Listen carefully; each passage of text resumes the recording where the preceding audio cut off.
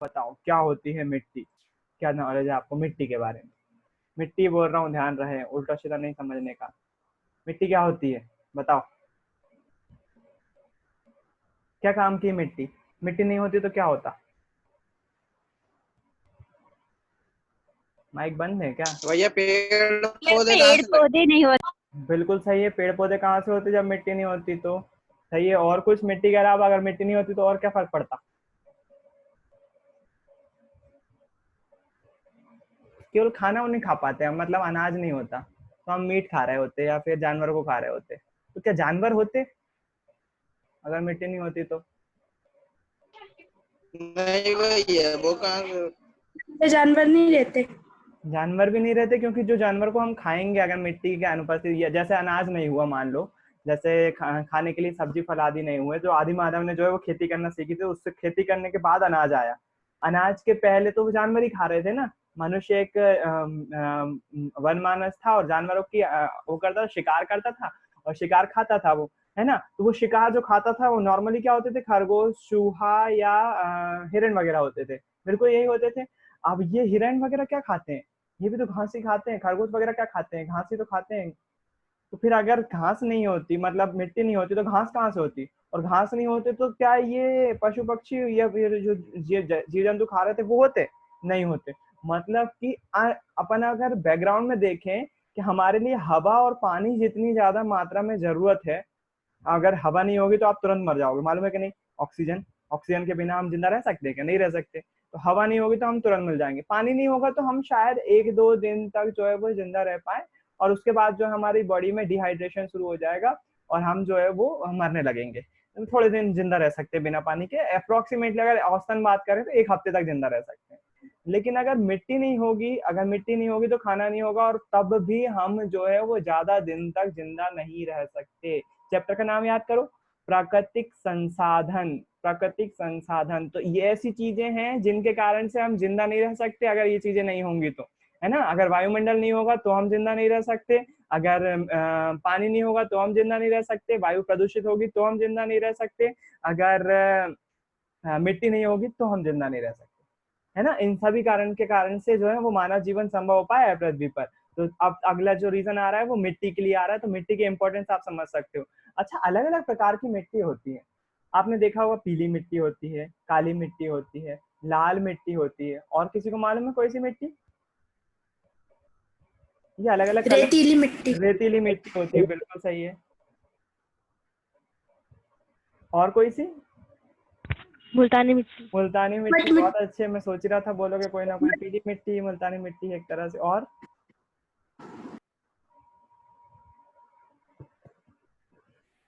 कौन सी मिट्टी होती है?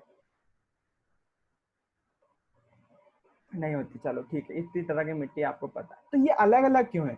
लाल मिट्टी लाल क्यों दिखती है? काली मिट्टी काली क्यों दिखती है? पीली मिट्टी चिकनी क्यों होती है? वो जैसे देखो, पीली मिट्टी मुल्तानी मिट्टी का एक तरह से रूप, मुल्तानी मिट्टी भी उसे मिट्टी से बनती है, तो मुल्तानी मिट्टी अब चिकनी क्यों होती है? आप में से यूपी का कौन है? यूपी, यूपी उत्तर प्रदेश, जिसका गांव यूपी में हो? भैया मैं शिवानी है, चलो यूपी से। और कोई? अच्छा शिवानी, मुझे एक आंसर दीजिए आप, अगर आप गांव गई होंगी अपने यूपी का भी, तो आपने वहां की मिट्टी और यहाँ की मिट्टी में क्या फर्क देखा?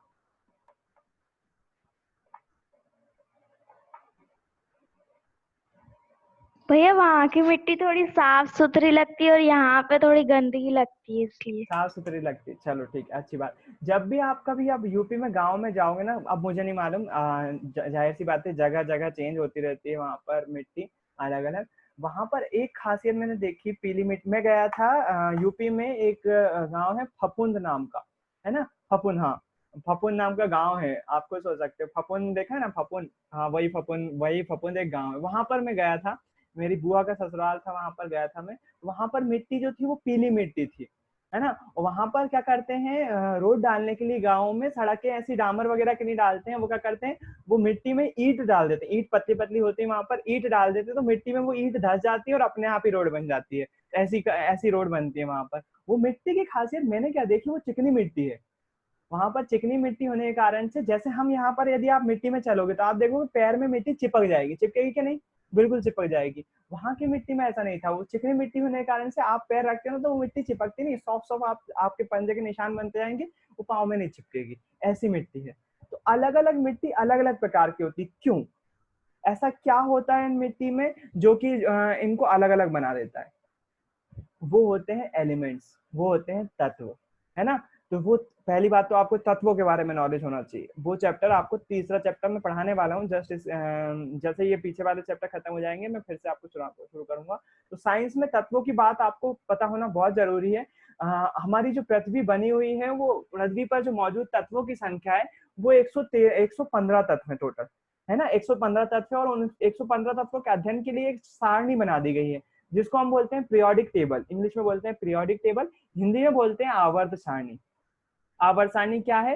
पृथ्वी पर जितने भी तत्व पाए जाते हैं, जितने भी तत्व हैं, टोटल मिला के 115 ही है, उन 115 तत्वों को एक टेबल में सजा दिया है, उसको हम बोलते हैं आवर्त सारणी। अगर आप आगे मैथ साइंस लेने वाले हो, अगर नहीं भी लेने वाले हो, तो 10th में भी इस आवर्त सारणी का बारे में आपको नॉलेज होना चाहिए।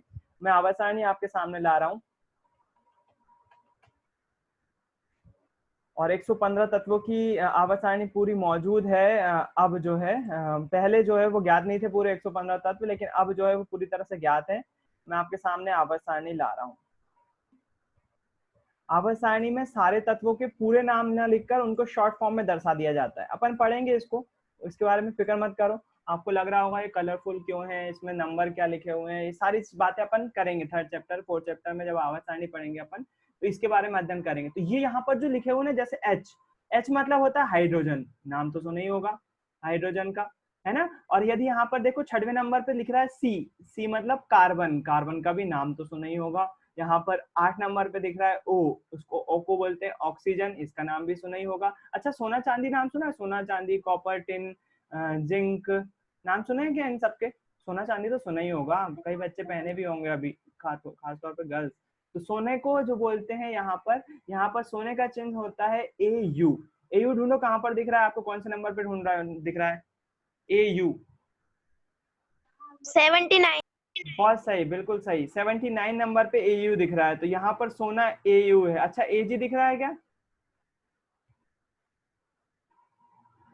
AG 47, बहुत अच्छे, AU के ऊपर ही दिख रहा है AG। AG मतलब होता है चांदी, चांदी का जो है सिंबल के रूप में उसको AG दिखाते हैं। अच्छा, तांबा सुना है? तांबे की गुंड मांजते हो आप घर पर, जो है वो तांबे के बर्तन होते हैं, तो तांबे को बोलते हैं इंग्लिश में कॉपर। कॉपर का चिन्ह होता है CU। CU CU। फिर उसके बाद यदि आप यहाँ पर अगर आप पारे की बात करोगे, जो पारा होता है जो कि थर्मोमीटर में भरा हुआ रहता है, उसको लिखते हैं HG। HG HG HG दिख रहा है कहीं पर? 80, 18, 80, 80। 80 पर, बहुत सही, 80 यहाँ पर दिख रहा है आपको। पारा, इसको बोलते हैं पारा, और इंग्लिश में बोलते हैं मरकरी, मरकरी, है ना। यहाँ पर आपने शायद सोडियम का नाम भी सुना होगा, सोडियम, सोडियम क्लोराइड, जिसको हम नमक बोलते हैं आम भाषा में। सोडियम, सोडियम दिख रहा है क्या कहीं पर? सोडियम का चिन्ह होता है Na। Na 11। बिल्कुल सही, 11 पे आपको सोडियम यहाँ पर दिख रहा है। अच्छा, अब यहाँ पर कंफ्यूजन क्या होती है? एक चीज देखोगे आप सभी एलिमेंट्स में, कुछ में जो है वो तत्वों के नाम जो है वो एक अक्षर में है, जैसे H, और H के नीचे जो लिथियम लिखा हुआ है उसमें 2 अक्षर लिखे हुए हैं, 2 Li लिखा हुआ है। आप एक चीज पे फोकस करो, जितने भी 2 अक्षर वाले तत्व हैं, 2 अक्षर वाले, Li हो, Na हो, Rb हो, Sr हो, इन सभी में जो दूसरा अक्षर लिखा गया है वो छोटा लिखा गया है। देखो, एक चीज फोकस करो, सभी में छोटा लिखा गया है। तो क्या सच में ऐसा छोटा ऐसा जानबूझकर लिखा है, या कुछ इसके पीछे रीजन है? बिल्कुल इसके पीछे रीजन है। टोटल एक तत्वों की संख्या जो है वो 118 है, सॉरी 115 बोल रहा था मैं, 115 ज्ञात थे, अब टोटल 118 तत्व है, मुझसे गलती हो गई, सॉरी। 118 तत्व हैं टोटल जो अब तक ज्ञात किए जा चुके हैं। 118 तत्वों में आप मुझे बताओ, 118 तत्व हैं, और हमारे पास अक्षर कितने हैं अंग्रेजी के? अक्षर केवल और केवल है 26। कितने? केवल और केवल 26। अब उन 26 अक्षरों को 118 तत्वों के नाम देना है, कैसे दे पाएंगे? 26 और 118 कैसे दे पाएंगे? नहीं दे पाएंगे ना। हम क्या करेंगे, हर एक शब्द के साथ जो है वो कॉम्बिनेशन में लिख लेंगे। उन कॉम्बिनेशन को दर्शाने के लिए ही ऐसा किया गया है, और दूसरा अक्षर जो है वो छोटा रख दिया गया है ताकि कंफ्यूजन ना हो। है ना। जैसे गैलियम आपको दिखेगा तो यहाँ पर जो है वो Ga लिखा हुआ है, जिंक आपको दिखेगा तो Zn लिखा हुआ है। आपको भी तत्वों के नाम जब भी लिखोगे तो आपको पहला अक्षर जो है वो बड़ा बनाना पड़ेगा, दूसरा जो है वो छोटा बनाना पड़ेगा। आपने Na में अगर N और कैपिटल A दोनों एक साथ लिख दिया तो वो गलत हो जाएगा। तत्व का नाम पहला अक्षर कैपिटल फिर छोटा होता है ना। इस टेबल के बारे में अपन अभी जब टाइम आएगा जब देखेंगे। 9th क्लास में कुछ तत्वों के बारे में आपको पता होना चाहिए जो कि हमारे लिए जरूरी भी है, जैसे कार्बन हो गया, ऑक्सीजन हो गया, नाइट्रोजन हो गया, सोडियम हो गया, चांदी हो गया, सोना हो गया। इनको इनके बारे में हमको थोड़ा सा नॉलेज होना चाहिए। और अगर आप 12th में जाने वाले हो, 12th में मैथ साइंस लेने वाले हो, तो इस टेबल को अभी से रट लो बेटा। कैसे भी करके इस टेबल को जो है वो बनाना आना चाहिए। इसके शॉर्ट फॉर्म भी रटवाए जाते हैं। आप अपने बड़े भाई बहन से पूछेंगे तो वो आपको शॉर्ट फॉर्म बता देंगे। शॉर्ट फॉर्म आप अपने हिसाब से ही बना सकते हो। जैसे यहाँ पर जो है वो पहले कॉलम के लिए हमारे सर ने हमको बताया था, इसको जो है वो हलीना की रब से फरियाद करके याद कर सकते हैं। देखो, हलीना की रब से फरियाद, है ना। इसको जो है वो ऐसे शॉर्ट फॉर्म में याद किया जा सकता है। ऐसे ही जो है वो दूसरे वाले कॉलम का भी है, थोड़ा सा फनी है लेकिन अच्छा है। इसका है बेटा मांगे कन्या सुंदर बाप रोए, है ना। ऐसे अपने अपने हिसाब से बहुत सारे बना सकते हो आप। अगर खुद से बनाओगे तो ज्यादा अच्छा रहेगा, यकीन मानो मुझसे। अगर मैंने आपको बोल दिया हलीना की रब से फरियाद, बेटा मांगे कन्या सुंदर बाप रोए, स्कूटर लेकर आया अकबर, ये सारी चीजें जो है वो खुद से बनाओगे तो ज्यादा अच्छे से याद रहेगी। इस शॉर्ट फॉर्म की वजह से आपको पूरी की पूरी टेबल याद करना है, पूरी टेबल रटे हुए होना चाहिए। 9th क्लास से धीरे धीरे थोड़ा थोड़ा याद करना चालू कर दो तो 12वीं क्लास तक आते आते अगर आप मैथ साइंस लेने वाले हो तो ये पूरी टेबल रट जाएगी। और यकीन मानो बहुत फायदा करेगा आपको ये चीज। मैं क्यों बता रहा हूँ ये चीज? मैं इसलिए बता रहा हूँ कि पृथ्वी पर जितनी भी चीजें हैं, जितनी भी चीजें हैं, वो इंसान हो, पेड़ पौधे, पहाड़, जीव जंतु, कुछ भी हो, वो सभी के सभी इन 118 तत्वों के अलावा किसी भी चीज से नहीं बने हुए हैं। ये सभी, कोई भी चीज उठा के देख लो, यदि आप यहाँ पर एक पेंसिल उठा के देखोगे तो उनमें वो जो पेंसिल बनी हुई होगी वो 118 में से इन 118 तत्वों से कुछ तत्वों से मिलकर बनी हुई होगी।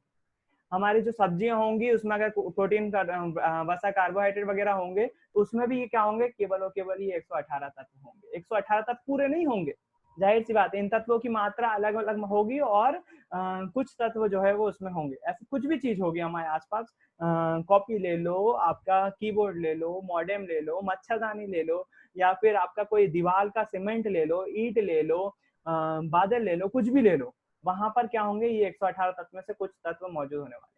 सेम केस होता है मिट्टी के केस में भी। मिट्टी में भी ये तत्व की मौजूदगी जो है वो कम ज्यादा मात्रा में होती है भौगोलिक परिवर्तन के कारण। भौगोलिक परिवर्तन के कारण से क्यों बोल रहा हूँ मैं?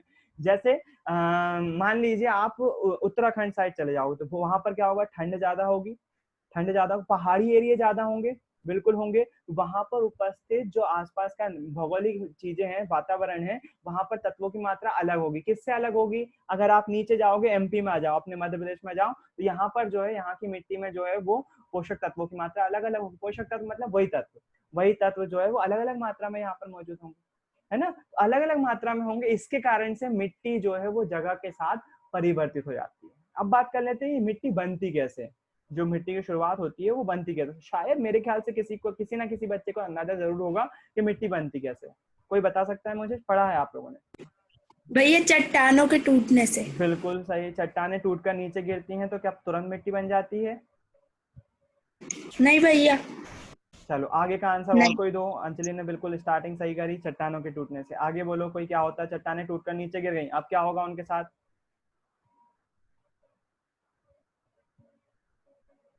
बोलो भैया भाई। उन पर पानी भी पड़ रहा है, गर्मी हाँ। भी पड़ रही है, जिसके कारण वो खुद ही होके आपस में रगड़ के भी टूट जाती है, मिट्टी बन जाती है। मतलब पढ़ा है शायद, थोड़ा बहुत तो पढ़ा है। पढ़ा है कि नहीं? भैया आपने नहीं पढ़ा है? मैंने पढ़ा है। चलो ठीक है। अब थोड़ा सा हम मिट्टी के प्रोसेस के बारे में बात कर लें जो हमको 9th क्लास में सिखाई जाती है कि सच में मिट्टी कैसे बनती है ना। तो सबसे पहले जो फैक्टर मिट्टी बनाने के लिए काम आते हैं वो पहले तो अगर मोटी मोटी बात बोलूं तो मिट्टी कैसे बनती है? चट्टानें टूटकर नीचे गिरती हैं, थोड़ी छोटी छोटी होती जाती है, जैसे जैसे नीचे गिरती हैं तो घर्षण मतलब वो टकराती जाती हैं और छोटे टुकड़े होते जाते हैं ना, वो टुकड़े जो है वो नीचे जाते हैं। और आपने ध्यान दिया होगा ज्यादातर नदियां जो निकलती हैं वो पहाड़ों से निकलती हैं। वो नदियां करती हैं उन चट्टानों को जो है वो बहाकर ले जाती हैं, बहाकर लाती हैं तो वो और रगड़ खाते हैं, वो और छोटे होते जाते हैं, छोटे होते जाते हैं, छोटे हो जाते हैं, उनके कण बारीक होते जाते हैं। तो एक टाइम जब बारीक हो जाते हैं तो रेत बन जाती है। वही रेत और ज्यादा नदी के साथ जो बहाई जाती है और जब इकट्ठी हो जाती है तो वो वही रेत जो है वो धीरे धीरे और घर्षण के साथ जो है वो मिट्टी का रूप ले लेती है। और जैसे जैसे जगह का प्रभाव पड़ता है उस मिट्टी के जो रिसोर्सेज होते हैं, जो उसमें उपस्थित तत्वों की मात्रा होती है, वो भिन्न भिन्न होती जाती है, जिसके कारण से वो अलग अलग रूप ले लेती है। अपन अभी ये बात बुक में नहीं है, लेकिन इस बार के बारे में बिल्कुल चर्चा करेंगे, कौन सी मिट्टी में कौन से एलिमेंट ज्यादा होते हैं, है ना। तो अपन गूगल पे सर्च करेंगे। यहाँ पर जो है वो पत्थर के टूटने के बाद अंत तक, यहाँ पर देखो इन्होंने पहले लिख दिया है, पृथ्वी का जो ऊपरी पृष्ठ है उसको भूपृष्ठ कहा जाता है। इस परत में पाए जाने वाले खनिज जीवों को विभिन्न प्रकार के पालन पोषण करने वाले तत्व प्रदान करते हैं, लेकिन ये यदि ये खनिज बड़े पत्थरों के साथ संलग्न होते हैं तो जीवों के लिए उपलब्ध नहीं होंगे। हजारों लाखों वर्षों के लंबे समयांतराल में पृथ्वी की सतह या उसके समीप पाए जाने वाले पत्थर विभिन्न प्रकार की भौतिक, रासायनिक और कुछ जैव प्रक्रमों के द्वारा टूट जाते हैं। टूटने के बाद सबसे अंत में बचा महीन कण क्या होता है? मृदा होती है। वही बात, सबसे सबसे बारीक कण क्या होता है? मृदा। ये लेकिन ये कौन कौन से कारक हैं जिसके कारण से मृदा बनती है? अब इन कारकों के बारे में चर्चा। कारक मतलब रीजन, कौन कौन से रीजन है जिसके कारण से मृदा बनती है? सबसे पहला रीजन है सूर्य। सूर्य दिन के समय पत्थरों को गर्म कर देता है जिससे वो प्रसारित हो जाते हैं। प्रसारित मतलब कि फैल जाते हैं। अब यहाँ पर आपको जो है वो दिक्कत हो सकती है, आप बोलोगे पत्थर फैल जाते हैं, क्या बोल रहे हो आप, पत्थर फैल कैसे सकते हैं? लेकिन हाँ, ये सही बात है, बताता हूँ कैसे। रात के समय ये पत्थर ठंडे होते हैं और संकुचित हो जाते हैं, क्योंकि पत्थर का प्रत्येक भाग आसमान के रूप में प्रसारित एवं संकुचित होता रहता है। ऐसा बार बार होने पर पत्थर में दरार आ जाती है तथा अंत में पत्थर बड़े टूटकर छोटे छोटे टुकड़ों में विभाजित हो जाते हैं। अब पत्थर प्रसारित हो जाते हैं, इसका मतलब क्या है? पत्थर प्रसारित हो जाते हैं इसका मतलब ये है, जब सनलाइट डायरेक्ट पत्थर पे पड़ती है तो वो जो ऊर्जा उसमें पड़ रही है पत्थर पर, वो टकराने के बाद पत्थर जो है वो गर्म होता जाता है। अब कोई भी चीज गर्म होगी तो उसको ऊर्जा मिल रही है, अगर ऊर्जा मिल रही है तो वो ऊर्जा का यूज कुछ ना कुछ तो करेगा। उसके कण गति करना चाहेंगे, क्योंकि हर एक हम ये बात जानते हैं, हर एक पदार्थ जो है वो कणों से मिलकर बना हुआ है, और कणों पर जब ऊष्मा पड़ रही है तो वो ऊष्मा गति तो करेंगे, बिल्कुल करेंगे, जिसके कारण से पत्थरों में वो पत्थर जो है वो फैलते हैं। क्या इतने फैलते हैं? हम आसानी से देख सकते हैं कि वो पत्थर की लंबाई बढ़ गई दिन के समय और रात के समय छोटी हो गई? नहीं, इतना नहीं फैलते, लेकिन माइन्यूट सा फैलते हैं, बिल्कुल बारीक सा फर्क आता है उनकी लंबाई पे।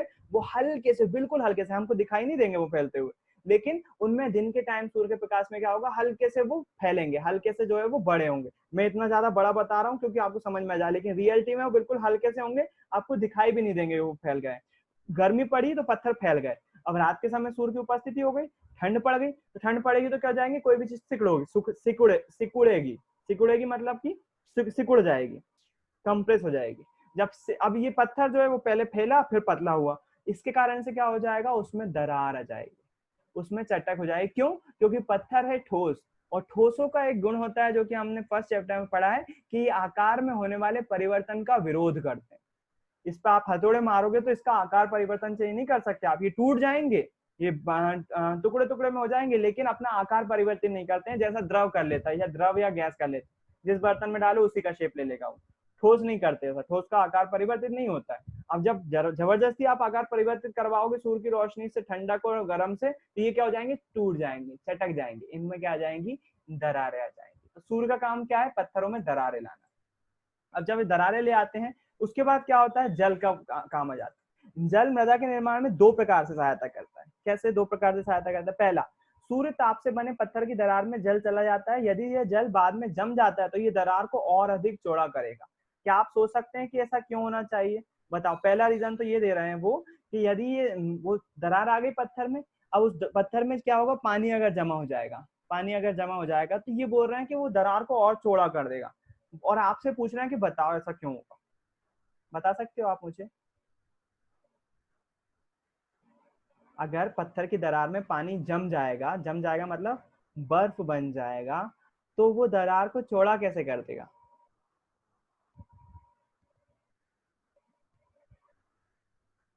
शायद आपको मैंने बताया है, गर्म पानी का घनत्व कम होता है, गर्म पानी का घनत्व कम होता है, ठंडे पानी का घनत्व ज्यादा होता है। तो पानी जैसे ही बर्फ की दरार में है उसका घनत्व बढ़ेगा, घनत्व बढ़ेगा तो जगह उतनी है, उतने में उसको जो है वो जमना है। घनत्व जैसे ही बढ़ेगा उसकी दरार जो है वो, देखो ये सब माइन्यूट सी बातें हैं, बहुत मिलीमीटर की बातें हैं, बहुत छोटी छोटी बातें हैं। इतना फर्क नहीं आएगा कि वो 1 सेंटीमीटर की दरार 2 सेंटीमीटर हो जाएगी, इतनी नहीं होगी, बिल्कुल बारीक सी होगी, 1 मिलीमीटर बढ़ेगी, लेकिन बढ़ेगी जरूर, है ना। क्योंकि पानी क्या हो गया, जम गया। पानी जम गया तो क्या होगा, पत्थर की दरार और थोड़ी सी चौड़ी हो जाएगी, जिसके कारण से पत्थर के टुकड़े हो जाएंगे। तो पहली तो पानी क्या मदद करेगा, चट्टान को तोड़ने में मदद करेगा। जो दरार आई थी उसमें पानी भर जाएगा और दरारें भरने के कारण से क्या हो जाएगी, वो चीज जो है, वो दरार जो है वो पानी जमने के कारण से चौड़ी हो जाएगी। दूसरा, बहुत कठोर पत्थर को भी तोड़फोड़ दूसरा, बहता हुआ जल, मतलब जल बह रहा है यदि नदी के रूप में, तो वो पत्थरों को, बड़े बड़े कठोर पत्थरों को क्या कर देता है, तोड़ देता है। तेज गति के साथ बहता हुआ जल प्रायः अपने साथ बड़े और छोटे पत्थरों को बहाकर ले जाता है। तेज गति के साथ बहता हुआ जल, जाहिर सी बात है, वो पत्थरों को जो है वो बहाकर ले जाता है। ये पत्थर दूसरे पत्थरों के साथ टकराकर छोटे छोटे कणों में बदल जाते हैं। जाहिर सी बात है, पत्थर नीचे आएंगे तो टकराएंगे एक दूसरे से और वो छोटे छोटे हो जाएंगे। जल पत्थरों के इन कणों को अपने साथ ले जाता है और आगे निक्षेपित कर देता है। निक्षेपित कर देता है मतलब कि निक्षेपित कर देना मतलब कि जैसे मान लीजिए बहा के ले जा रहा है और जमीन पर जैसे लहर आती है, तो देखा आपने, लहर आएगी तो रेत जो है, रेत अपने साथ लाती है और रेत ऊपर चली जाती है, पानी पीछे रह जाता है, रेत उधर चले जाती है, उसको बोलते हैं निक्षेपण, है ना। तो वो क्या कर दिया, पत्थर को, जो छोटे छोटे पत्थर थे उसको साइड में कर दिया और पानी जो है वो वापस बहता हुआ चला गया। इसको बोल रहे हैं निक्षेपण कर देता है। पानी जो है वो दो काम करता है, पहले तो दरार को बड़ा करके उसको तोड़ देता है, और दूसरा क्या कर देता है, उसको बहा देता है, जिसके कारण से जो पतली बारीक कण होते हैं वो मूल पत्थर से काफी दूर स्थान पर आ जाते हैं। ये यहाँ पर और कुछ भूल गया हूँ मैं, टकराकर छोटे कणों में पड़ जाते हैं, ये पत्थर निक्षेपित कर देता है। इस प्रकार मृदा अपने मूल पत्थर से कई दूर आ जाती है। तो मूल पत्थर जो होता है, मूल पत्थर जिससे मृदा बन रही है, उससे काफी दूर स्थान पर आ गई, मतलब बहुत ज्यादा निक्षेपित हो गया, मतलब वही पानी जो है उसको बहाकर दूसरे स्थान पर ले गया। तो जहां मेन पत्थर था, जिस पहाड़ से मिट्टी बनना स्टार्ट हुई, उससे तो कई दूर चली जाती है वो। इसके बाद तीसरा रीजन आ जाता है वायु। वायु किस प्रकार से करती है, जिस प्रकार जल पत्थर में एक दूसरे टकराने के कारण टूटते हैं, उसी प्रकार तेज हवाएं भी पत्थरों को तोड़ देती हैं। वायु जल की ही तरह बालू को एक स्थान से दूसरे स्थान तक ले जाती है।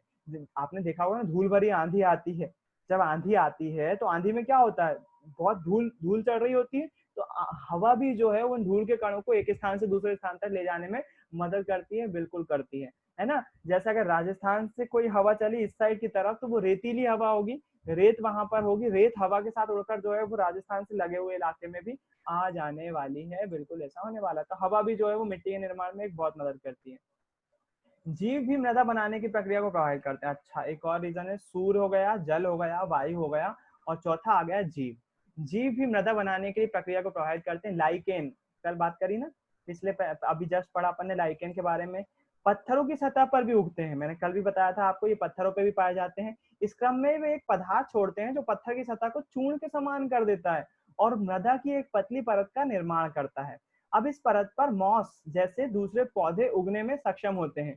ये पत्थर को और अधिक तोड़ते हैं। बड़े बड़े पत्थरों की मूलें कभी कभी पत्थरों में बनी दरारों में चली जाती हैं और वे दरार को चौड़ा कर देती हैं। तो मतलब क्या हो रहा है, लाइकेन ने क्या करा, उसकी परत को खुरदुरा कर दिया। पत्थर चिकना होगा ना तो उस पर पौधा नहीं उग सकता। आप जब भी देखोगे, अगर किसी पत्थर पे आप बोलोगे पत्थर पे से पौधा कैसे उग सकता है भैया, बिल्कुल उग सकता है। आपके घरों में यदि पानी की टंकी हो तो आप देखोगे पानी की टंकी के आसपास जो है वो हो सकता है पीपल का पेड़ उग गया हो। पीपल का पेड़ जो है वो बहुत कहीं पर भी उग जाता है, बहुत टफ एरिया में, बस उसको नमी चाहिए, नमी के कारण से उग जाता है। मेरे घर में खुद उगा हुआ है, तो वहां पर जो है वो पत्थरों में ऐसा उग सकता है। कब उग सकता है, लेकिन जब पत्थर चिकने ना हो। अगर वो चिकने होंगे तो वहां पर जो है वो कोई पेड़ नहीं उग सकता। तो ये लाइकेन जो होता है वो पत्थरों का कर देता है, खुरदुरा कर देता है। अब जब खुरदुरा कर देता है तो वहां पर जो है कुछ पेड़ जो है वो लगने लगते हैं। जब वो पेड़ लगने लगेगा तो उसकी जड़ें फैलेंगी। जड़ें अगर दरार में फंस गई तो वो क्या करेंगी, जड़ें धीरे धीरे जो है वो मोटी होती आएंगी और दरार को क्या करती आएंगी, वो चौड़ा करती आएंगी, जिसके कारण से मृदा बनने में जो है वो सहायता मिलती है ना। तो ये चीजें जो हैं वो मृदा बनने में सहायता करती हैं। 4 फैक्टर है, कौन कौन से। पहला, सूर्य क्या करेगा, गर्मी करेगा तो चट्टान थोड़ी सी फैलेगी, और रात में ठंडी होगी तो वो सिकुड़ेगी। इस फैलने और सिकुड़ने के दौरान क्या होगा, उसमें दरार पड़ जाएगा और पत्थर टूट जाएगा।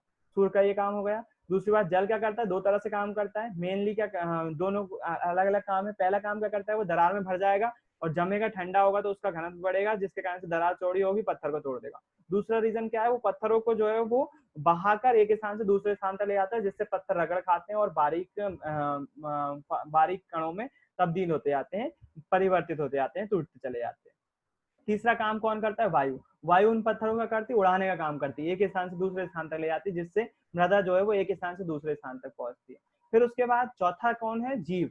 कुछ जीव भी हैं जो कि मृदा निर्माण में जो है वो सहायता करते हैं। ये 4 कारण हैं जिसके कारण से मृदा बनती है। तो क्या आप बोलोगे भैया तुरंत मृदा बन सकती है, जैसे वहां पर पत्थर टूटा और तुरंत मृदा बन गई? नहीं, मृदा बनने में जो है वो लाखों वर्ष का समय तक लग सकता है। लाखों को ज्यादा ही हो गया, लेकिन हजारों वर्ष का समय आसानी से लग सकता है। 1000 वर्ष, ध्यान रहे अपना जीवन कितना है, 100 साल केवल। और हमारे जैसे जो है वो कम से कम जो है वो हम जो है वो, हमको अगर मिट्टी बनती हुई देखना है, जिस पत्थर को टूट कर, जो पत्थर हमारे सामने टूटा है वो हमारे कब मिट्टी बनेगा, आज से जो है वो 1000 साल, शायद 1000 साल बाद, शायद बोल रहा हूँ उसमें भी, है ना, हो सकता है उसमें भी ज्यादा, 5000 10,000 साल बाद हमको कितनी बार जन्म लेना पड़ेगा मिट्टी बनते हुए देखने के लिए उसी पत्थर की। तो बहुत समय लग जाता है, हजारों वर्ष का समय लग जाता है। तो मतलब क्या है, जो मिट्टी हम आज देख रहे हैं, जिस मिट्टी पर खेती की जा रही है, या फिर जो मिट्टी पर फसल उग रही है, या फिर जो रेत हम देख रहे हैं, वो उस रेत को बनने में हजारों साल लग गए।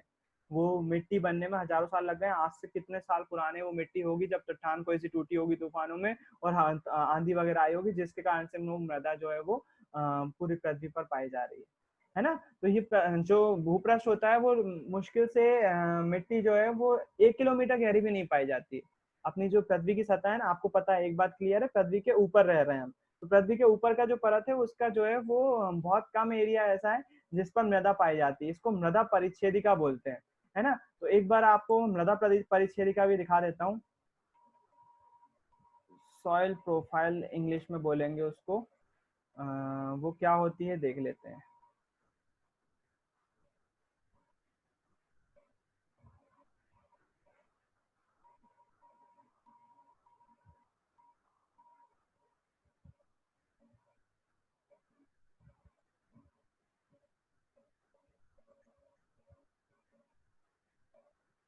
इसका हिंदी मिल जाता तो ज़्यादा अच्छा रहता, लेकिन ठीक है, कोई दिक्कत नहीं है। यहाँ पर यदि हमको जो भी मिल रहा है हम वही देख लेते हैं। ये क्या हुआ, फोटो दिखाते दिखाते दूसरे उस पर ले आए।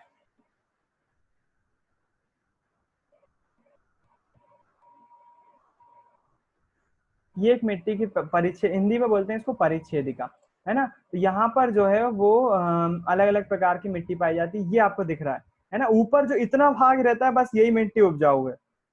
इसके बाद जो है वो उसमें फर्क आता जाता है। यहाँ पर जो है वो ऊपर टॉप सॉइल ऑर्गेनिक होती है। इसके हिंदी में मिल जाता तो अच्छा है। चलो हिंदी में देखते हैं अपन, इंग्लिश में जो है वो समझ में नहीं आएगा। मृदा परिच्छेद,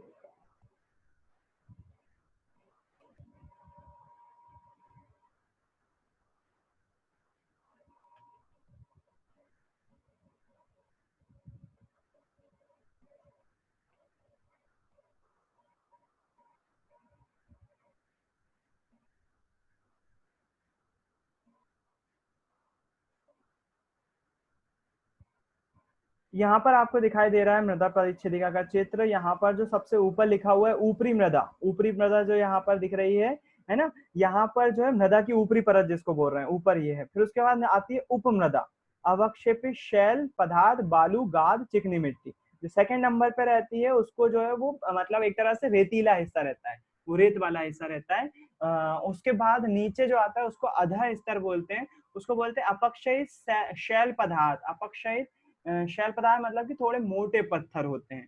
और नीचे जो होते हैं आधारित शिला, जो अपक्षयित नहीं हो पाए, मतलब कि जिनका क्षरण नहीं हो पाया, ये बड़ी बड़ी चट्टानें होती हैं। तो ये सबसे नीचे जो है वो बड़े बड़े पत्थर होते हैं। फिर उसके बाद जो है वो थोड़े छोटे पत्थर आते हैं। फिर उसके बाद रेत जैसे पत्थर आते हैं बारीक। और ऊपर जो हमारी पाई जाती है वो हमारी मृदा होती है, जिस पर जो है वो हम खेती कर पाते हैं या पेड़ पौधे उग पाते हैं। इसको बोलते हैं मृदा परिच्छेदिका, है ना। तो यहाँ पर जो है वो पूरा इसमें इसके बारे में लिखा हुआ है कि ये पत्थर क्या क्या होते हैं, क्या क्या नहीं होते हैं। हालांकि इतना पढ़ने में हमको बहुत ज्यादा टाइम लग जाएगा, इसलिए हम ये नहीं पढ़ेंगे। आप चाहोगे तो इसको सर्च करके देख सकते हो, मृदा परिच्छेदिका सॉइल प्रोफाइल क्या होती है, इसके बारे में पढ़ सकते हो, क्योंकि हमारे चैप्टर से रिलेटेड नहीं है। लेकिन अगर आप पढ़ना चाहो तो इसको पढ़ सकते हो बिल्कुल, है ना। तो ये जो है वो मृदा परिचय है। अब हम बात करने वाले हैं काली मिट्टी में क्या पाया जाता है, पीली मिट्टी में क्या पाया जाता है, लाल मिट्टी में क्या पाया जाता है, कि उसके कलर जो है वो अलग अलग हो जाते हैं, और वो मिट्टियां कौन कौन सी खेती के लिए अच्छी रहती हैं, उसके बारे में चर्चा करने वाले हैं। जनरल नॉलेज की चर्चा होने वाली है, इसलिए उसके लिए आपको एक बार फिर से ज्वाइन करना पड़ेगा ताकि अपन वो बात कर सकें। तो एक बार फिर से ज्वाइन करिए ताकि अपन उस सिलसिले में फिर से बात कर सकें।